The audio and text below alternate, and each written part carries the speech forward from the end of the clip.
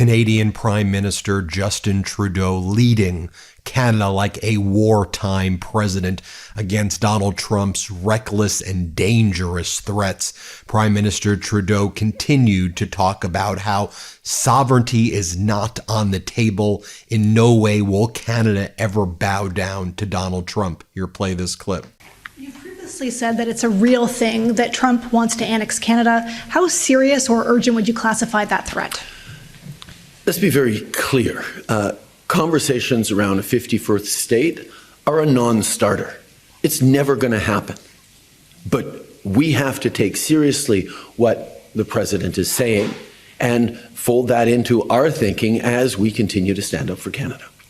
Powerful words right there. And we know there is a massive boycott underway in Canada, boycotting all American tourism, boycotting all American products and goods. It is a scarlet letter unless you're absolutely forced to in Canada to buy anything America or to travel to America. Let's go to France, where there you have French President Macron slamming Donald Trump's plan to ethnically cleanse, let's just call it what it is, Gaza. Here, watch this. Today, a humanitarian situation. So we have the ceasefire, we have to preserve it, we have to restore humanitarian operations, and we have to save maximum number of people. But now the right answer is not a real estate operation. This is a political operation. Just because this is not a free land. This is a place where 2 million people live and want to live. And just because international rights and a lot of treaties and agreements we negotiated, and even the US, did recognize this right. So you cannot say to 2 million people, okay, now, guess what? You will move. The whole story of humanity is made of tiny part of places where even less than 2 million people were ready to go till the end because they wanted just to stay. So I think we have to stick to our principles. Sometimes in this world, you have the feeling to be so old-fashioned when you speak about principles. But I will tell you, this is the humanity. And the civilization is a process. And the process of the civilization is that you learn generation after generation. And this is how you improve yourself. And we did learn that you can get rid of people and just push them out of their place when they have a legitimate right to live in their place, being recognized by everybody. So I think we have to respect the willingness of Palestinian people to have a state, and we have to respect Jordan, Egypt, these sovereign countries, because they want their security, they want to keep their borders. And then you go from Macron to former British Prime Minister Boris Johnson speaking at the World Government Summit in Dubai, so in the Middle East. He says, you know what? Maybe Mar-a-Lago would be a great place to put the Gazans. Maybe we move everybody to Mar-a-Lago. Watch this. You know, I actually happened to be giving a speech in Florida the other day, and I looked at the beach at Mar-a-Lago, and I thought this is absolutely fantastic place if you wanted to resettle, you know, millions of people from the Middle East. Absolutely beautiful, lots of space here, but it's not going to happen because somebody else owns it, and Gaza is in law owned and occupied by people who have a right to be there. So that is not going to But it's happen. destabilizing to suggest it when you've got, for example, King Abdullah, you've got the Egyptians, and you're threatening aid. Whether or not this is just open thought, let's have a wonderful thought about what might happen. It's destabilizing. Well, but what Hamas did, frankly, was destabilizing. And by the way, I'm not the biggest Boris Johnson fan, but when it comes to defending Ukraine and when it comes to stuff like that, you got to admit he is witty, and at least on those issues, you know, there's something to be said there. Let's talk about the leader of the Liberal, Ed Davey, a member of Parliament right here.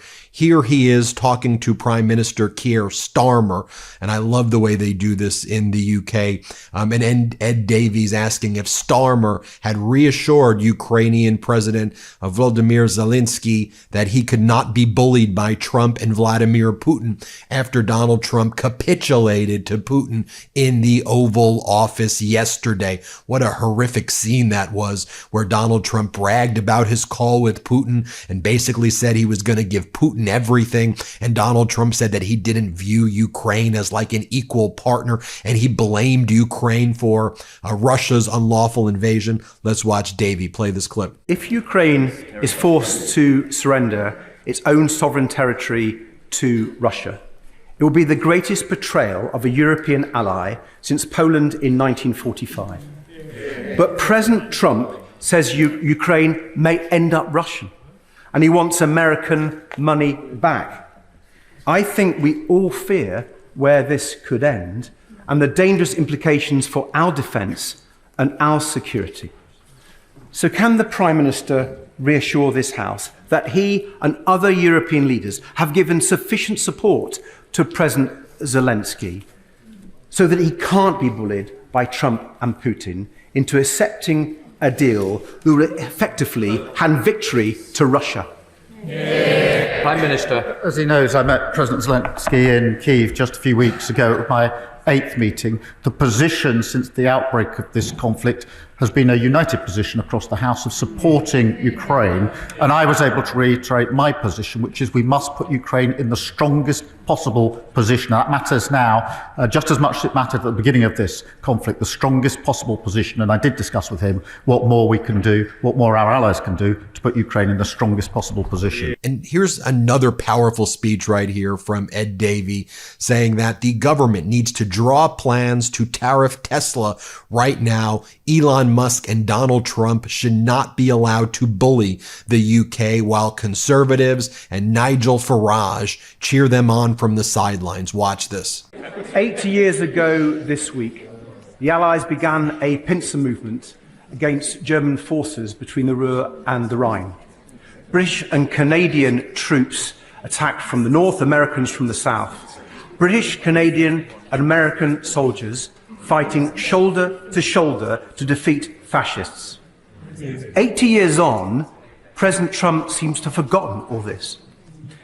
His tariffs against steel and aluminium will hit Canada the hardest and will also hit jobs and the cost of living in our country. So in reminding President Trump who America's true and long-standing friends and allies really are, will the Prime Minister also prepare a plan for tariffs in return, starting with tariffs on American electric cars? I got to follow Ed Davey a little bit more now. He's reminding me a lot there of Charlie Angus, member of Parliament in Canada.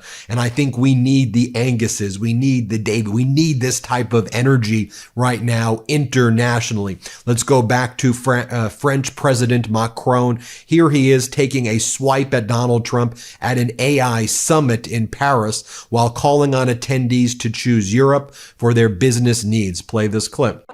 Last year, we exported 90 terawatt hour. 90, which means we can localize a lot of data centers on top of what we need in terms of electricity for our own companies, our own households. So it's very important in this world where I have a good friend in the other part of the ocean saying, drill, baby, drill. Here, there is no need to drill. It's just plug, baby, plug. Electricity is available. You can plug, it's ready.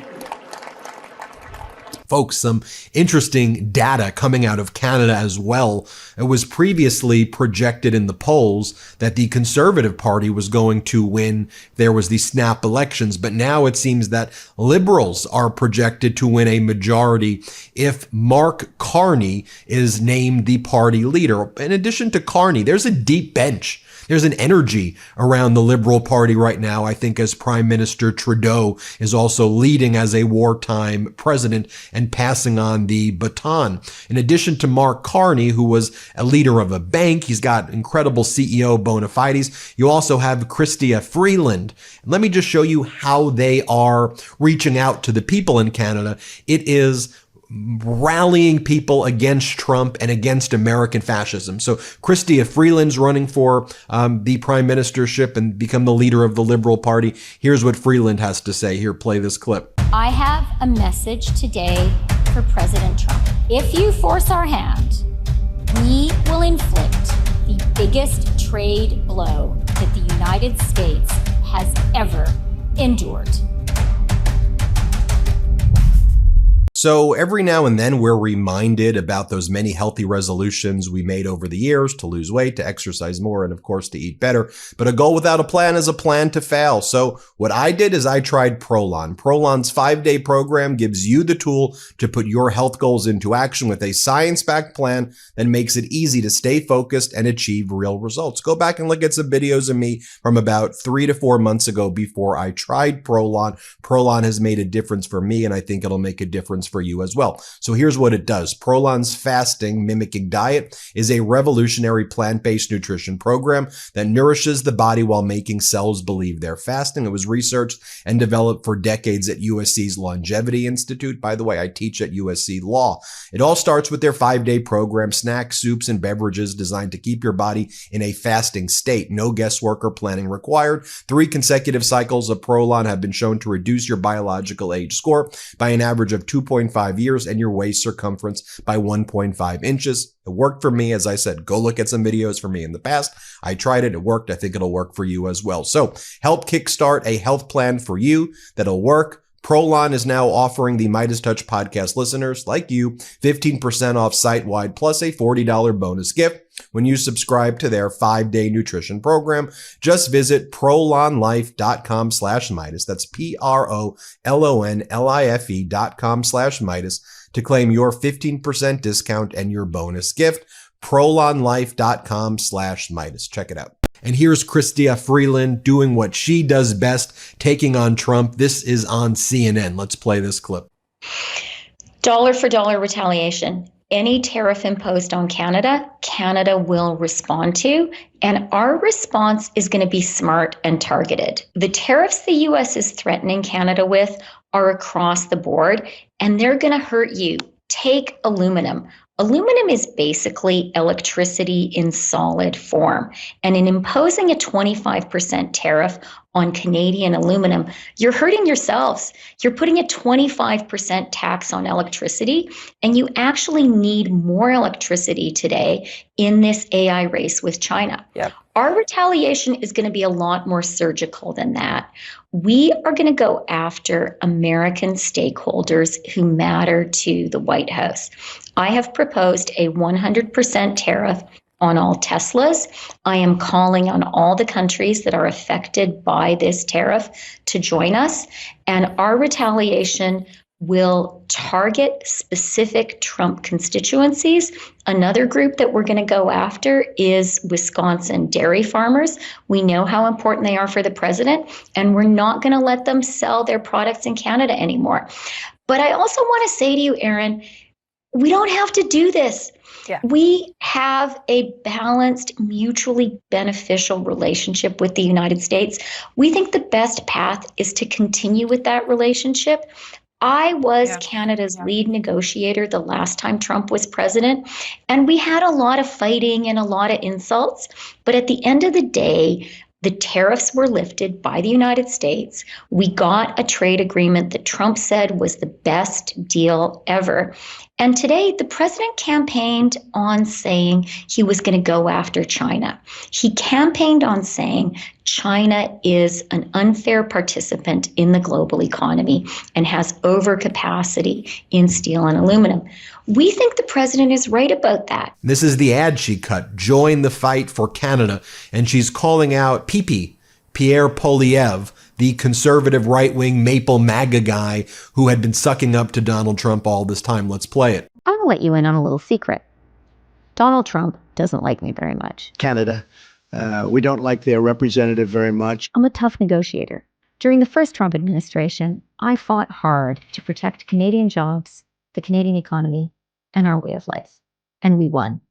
I left Trudeau's cabinet because I know what we need to do to win that fight again. Donald Trump and his billionaire buddies think they can push us around. Trump thinks we're for sale. but he can take what isn't his. I'm not going to let him. We're a proud country. The true north, strong and free. A country of smart, caring, and hardworking people. A country that gets big things done. A country worth fighting for. But Pierre Poilievre, he'll bow down to Trump and sell us out. This moment matters for all of us. I'm running to be leader of the Liberal Party and our next Prime Minister. I'm in this to fight for you, to fight for Canadians, to fight for Canada. Join me. Join the fight. Now contrast her and also who she's running against. Mark Carney's great. Liberal Party. He's running for the prime ministership. Let's play this clip. Well, the first thing is we have a lot of cards. We're keeping them close to our chests. We'll start playing a few. Those decisions are for the current government. I've been in close contact with our main negotiators, our foreign affairs minister, our finance minister, who've been in Washington, our public safety minister has also been down. We will take steps. I think it's reasonable to expect in the immediate term that we will match dollar for dollar the U.S. tariffs. We will target our tariffs against those goods and services that will most affect the United States and least affect Canada. But to be clear, this will have an impact on the Canadian economy, and that impact will be felt more quickly and to a greater extent than the U.S. But Canadians are in no mood to make any concessions here. This is entirely unjustified. And we have many, many other options that we don't want to deploy, but we will if we have to. And here's the ad that he's running. Let's play it. You can't stand up to Trump when you're working from his playbook. Pierre Poilievre has been a politician his entire life. And in all that time, he hasn't fixed a thing. He just complains, misleads, and blames everything on someone else. I'm not a politician, but I've always been a liberal, because liberals believe that people are free to make their own choices, and your government should protect your right to live the life that you want to live. But we also believe that good governments empower their citizens to build great things. We can build the strongest economy in the G7. We can build bridges between each other. We're a proud nation of builders. And now, it's time to build. And here's the statement that came out from the European Union. Let me read it for you. Ukraine's independence and territorial integrity are unconditional. Our priority must now be strengthening Ukraine and providing robust security guarantees. In any negotiation, Europe must have a central role. In the statement they put out, we're ready to enhance our support for Ukraine. We commit to its independence, sovereignty, and territorial integrity in the face of Russia's war of aggression. We share the goal to keep supporting Ukraine until a just, comprehensive, and lasting peace is reached, a peace that guarantees the interest of Ukraine and our own. We are looking forward to discussing the way ahead together with our American allies. Our shared objective should be to put Ukraine in a position of strength. Ukraine and Europe must be part of any negotiations. Ukraine should be provided with strong security guarantees. A just and lasting peace in Ukraine is a necessary condition for a strong transatlantic security. We recall that the security of the European continent is our common responsibility. We therefore working together to strengthen our collective defense capabilities. Now contrast that to what Donald Trump disgustingly said in the Oval Office. Let's play it. Do you expect Ukraine? Say it, what? Do you view Ukraine as an equal member of this peace process? It's an interesting question. I think they have to make peace. Their people are being killed, and I think they have to make peace. We will continue. I said that was not a good war to go into, and I think they have to make peace. That's what I think. Why did you decide to provide? Horrible stuff. Oh, let me lead you out here with another clip by Charlie Angus, member of Parliament in Canada. Play this clip. Well, I really don't want to waste a lot of time trying to deconstruct the idiocy that exists in Donald Trump's brain. But wasn't it just a week ago we were going to get a 30-day pause? And a week ago wasn't the threat fentanyl, the supposed narco state that Canada is, and now he's focused on steel imports and aluminum. So again, to the American industry that's dependent on massive access to steel and aluminum through all the sectors of the American economy, well, you might want to call Donald tomorrow because he's just thrown you for a loop. He's certainly thrown our communities for a loop in the steel and aluminum sector. But I think what's really fascinating is that nobody in Canada is surprised. I mean, did anyone believe this guy? His word could be trusted. He's a criminal. He's a convicted predator. There you have it, folks. Hit subscribe right now, and thank you for all of your support. Have a good one. Can't get enough Meidas? Check out the Meidas Plus Substack for ad-free articles, reports, podcasts, daily recaps from Ron Filipkowski, and more. Sign up for free now at MeidasPlus.com.